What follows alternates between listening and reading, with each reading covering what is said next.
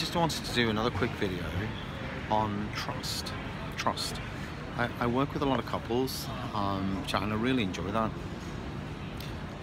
Being a psychologist, I really enjoy watching human behaviour in real time in front of me. And when you're doing couples therapy, it's happening right in front of you. The process is happening right in front of you.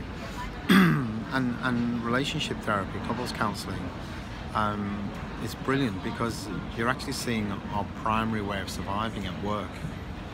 And by primary way of surviving, I don't mean our fight and flight response. I mean our being social, supporting each other.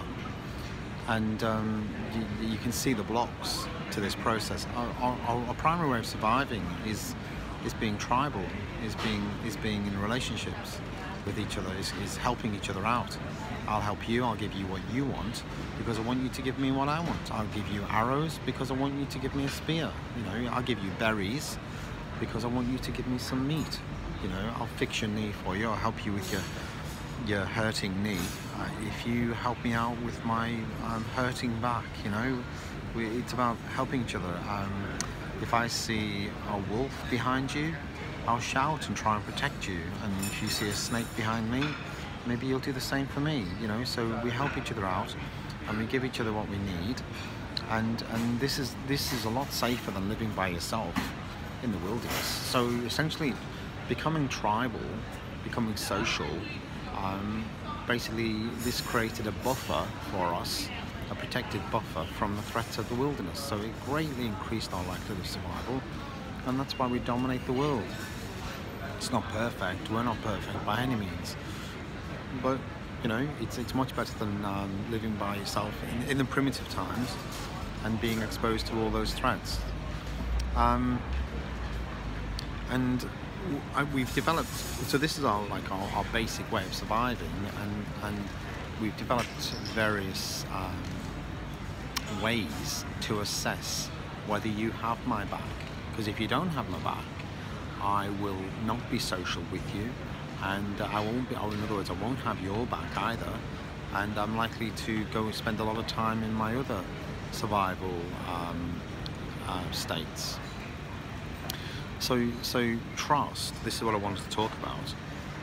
Trust is about, really, fundamentally, it's about if I have your back, in other words, if I give you what you want, what you need, that's what needs are. You know, if I give you what you need, for example, you might need red apples, and I give you oranges because I like oranges. Well, you're not going to feel as though, you know, you're not going to feel protected in the way that you need. In other words, another way of saying that is you're going to feel as though your needs are not being met.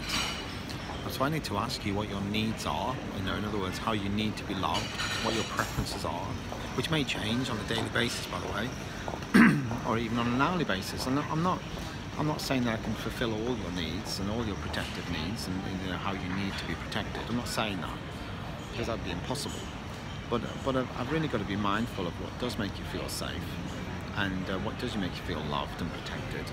And I try and do the things that, I try and avoid the things that don't make you feel protected and safe. You know, if let's say, for example, if your mom or dad said something to you as a kid, and like a critical comment, and it really hurt you, and it was done over and over again, well, I've got to be I've got to really understand that, take time to understand what has hurt you in the past, and not hurt you, you know, in our relationship by avoiding those things which have hurt you in the past, or at least be mindful of them.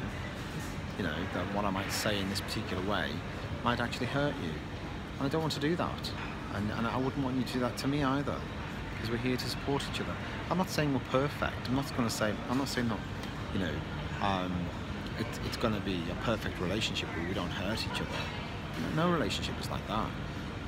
But it's just understanding, really, what needs to happen for you to feel safe. You also need to take responsibility for your own safety, of course, for your own sense of comfort. You can't take all the bad experiences away. What I wanted to talk about was trust, basically. So trust is in a relationship, it's really important. But often when I ask a couple, what is trust? I get sort of a blank face. Faces looking at me, and so that's why I wanted to make this video. Really, trust, as far as I'm concerned, I'm no guru, is just basically the likelihood. If I have your back and give you what you need, what's the likelihood that you're going to give me what I need? You know, I think that's what trust is. It's if I have your back in the way that you need, what's the likelihood that you're going to have my back in the way that I need? That's it. And we assess trust. We assess trust based on, in other words, we assess the likelihood of you having my back, and you assess the likelihood of me having your back based on past experiences. You know, I'll use my past experiences to assess you, and I'll also be looking at your past experiences to assess you as well. So it's like when you go for a job interview, isn't it? When you go for a job interview, often employers will ask for a reference, won't they? Well, basically they're looking at the track record, because they're going to pay you and they want to see whether you can deliver, whether you can reciprocate. And that's what relationships are. If I give you something, I give you what you want, are you going to give me what I want? Trust.